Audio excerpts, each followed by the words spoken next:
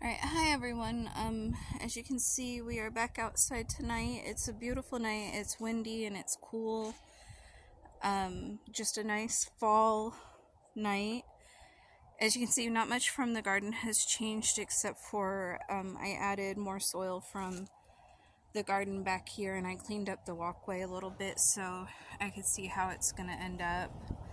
I will have to fill the rest of this in with soil from the store.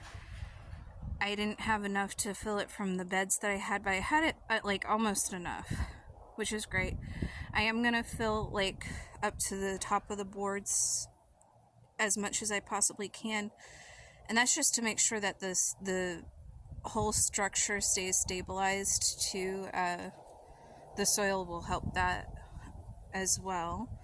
I will clean up these boards from the stuff that I tried earlier with the grids and get the nails up, or at least get the string up.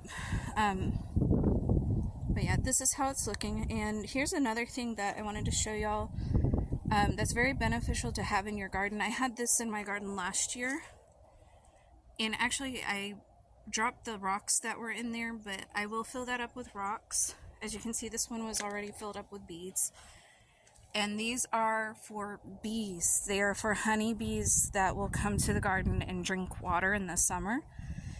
And last year I actually had this bee that would know when I was coming out to put the water out, and he would patiently wait at these water pools for the bees and get his water. And it was so cool because it was like he would meet me at my door, which was kind of funny. I had a bee friend last year. I'm looking forward to making some more bee friends this year. And I will be putting up some butterfly feeders. You can make simple butterfly feeders just by like putting hooks through some very, very, very, very ripe fruit. You got to make sure it's very ripe. And the butterflies will flock to your garden and help pollinate. So those are two things that I will continue this year. One of the things that I will not be continuing is the garden cloth. So last year I had garden cloth in this back garden, and like until I started like digging this up, I didn't realize how little space my plants last year had to grow. They really didn't have much room to grow.